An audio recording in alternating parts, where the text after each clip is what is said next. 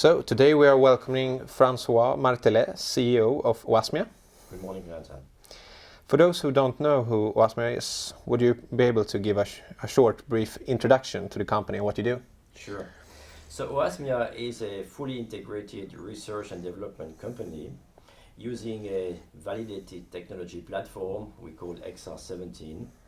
And the goal is to either to reformulate existing drugs or to generate new compounds, that means new drugs.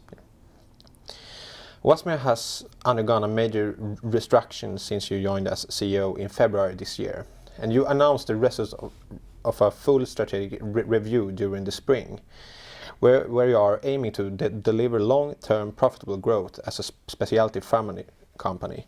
Can you tell us about the restructuring and the reason behind it? Yes, so we have signed off a transformative deal with Elevar, which is a US biotech company earlier in the year. And that means that this company will commercialize our flagship product, Apealea, paclitaxel. And then basically they will also take over the supply. So therefore we have decided to stop our commercial production facilities that were no reasons to have them again anymore. And therefore this is the reason why we have reduced significantly the cash burn rate of the company. And we have right-sized the company as well in order to save cash. And you know that cash is king in every biotech company. Can you tell us about Apealea, just short? Sure. Apealea, so it is paclitaxel, what we call supertaxol, that is approved in advanced ovarian cancer. So for women who are relapsing of their ovarian cancer, second line, third line. And the great thing about this product is this is the only product approved in Europe for advanced ovarian cancer with patients experiencing either hypersensitivity to chemophore, to the excipient. And this is absolutely great for those patients. Can you tell us about your vision to reach these goals? Well, clearly, I mean, we want to become as you said, a cash flow positive specialty pharma company. The way to do it is through I would say, a string of pearls. That means a number of acquisitions in order to beef up our pipeline in oncology, but also outside oncology, and then in order to reach a critical mass. So that's the first pillar of our strategy. The other pillar of our strategy is through our platform XR17. So you know that we have a number of applications outside oncology, such as animal health. And that could be also a source of partnership, divestment, licensing out. And at the same time, we want to develop new products in our so-called XR17 platform. So that means new generation of compounds, so new formulations, and or new drugs, basically. So that's the other pillar of our strategy. Can you tell us about a little bit about the deal with Elevar and what this deal mean for your XR17 technology platform? Yeah, I think this deal is extremely important. It's a transformative deal for the company. Why? Because it does show the ability of Oasmia to basically take a product from in the preclinical level down to commercialization. So this is one thing. The other piece is that there is some value of the deal, a significant value of the deal from a monetary standpoint, milestones, upfront payment, royalties. So that's very important for the company. And then I would say that finally it does show Oasmia has this level of capabilities in commercial, because this is a showcase from a commercial standpoint for Oasmia. We have received some questions about the possibilities to out-licensing XR17. Is that still on your radar? Yes, of course. I mean, XR17 is our core business, let's say. So we want to keep XR17 as a core competency. But at the same time, we want to also outsource potentially non-core applications and we are working with a number of companies in order to do so. Yeah. Can you tell us about a little bit more about the XR17 strategy for the company? Is there anything that you want to add on to that? Yeah, XR17, so you know that, so for ovarian cancer we have Apelia, we have also docetaxel micellar that we are planning to develop in prostate cancer with a very well-known research group called SAC in Switzerland.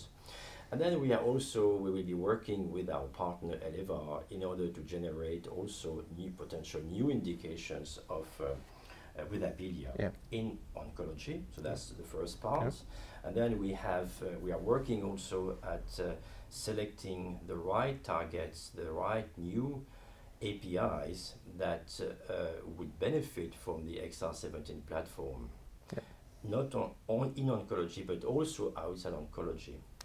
And of course, we have our animal health business, as I mentioned earlier. You plan to expand Oasmia's pipeline through potential acquisitions or in-licensing deal. What type of company assets are you considering in this one? Right. So initially, we are looking at oncology companies that have a portfolio of oncology compounds from early stage to late stage development, clinical development, so from phase 1 into phase 3.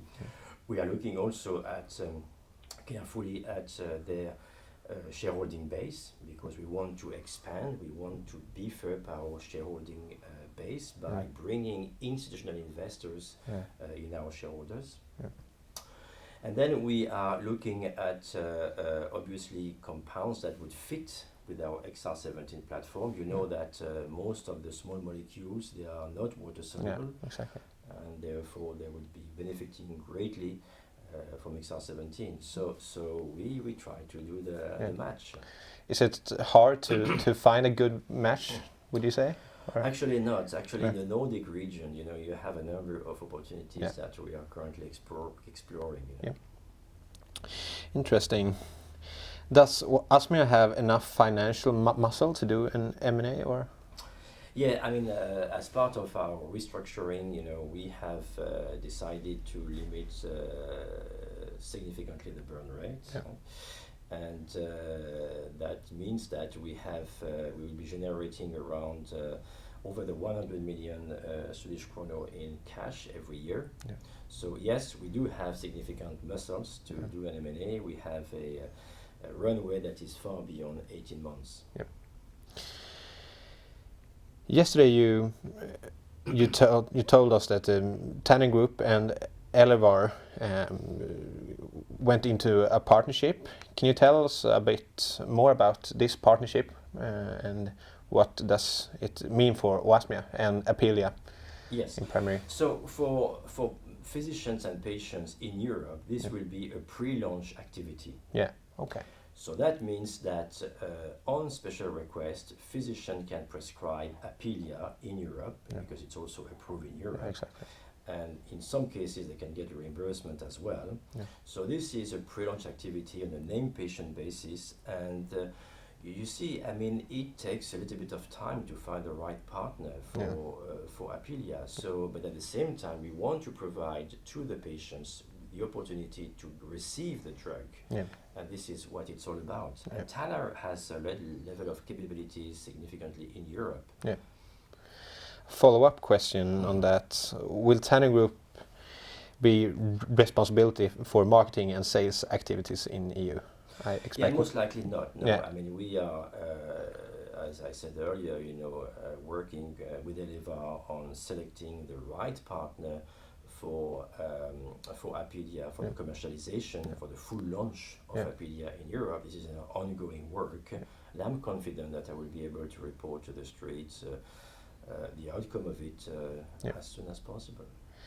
How would you say does a perfect partner looks to you for the launch of Apelia? Well, that will be a mid-sized company with the right level of resources and capabilities in oncology, European base, and there are not that many in Europe. that you can think about. But yes, we are certainly confident to be able to announce the name of it hopefully quite soon. Yeah. Last question. What would you say we can expect from Oasmia for the rest of 2020? Well, clearly, the strategy is to do this string of pairs, so look at licensing in compounds, acquisitions of small companies. So this is one part, and the other part is to work closely with Elevar to deliver the milestones of the deal. Yeah. And I think this is quite enough on the plate. Yeah, absolutely. Then I would say thank you for coming here today, You're Francois. welcome. Thank you, Jonathan.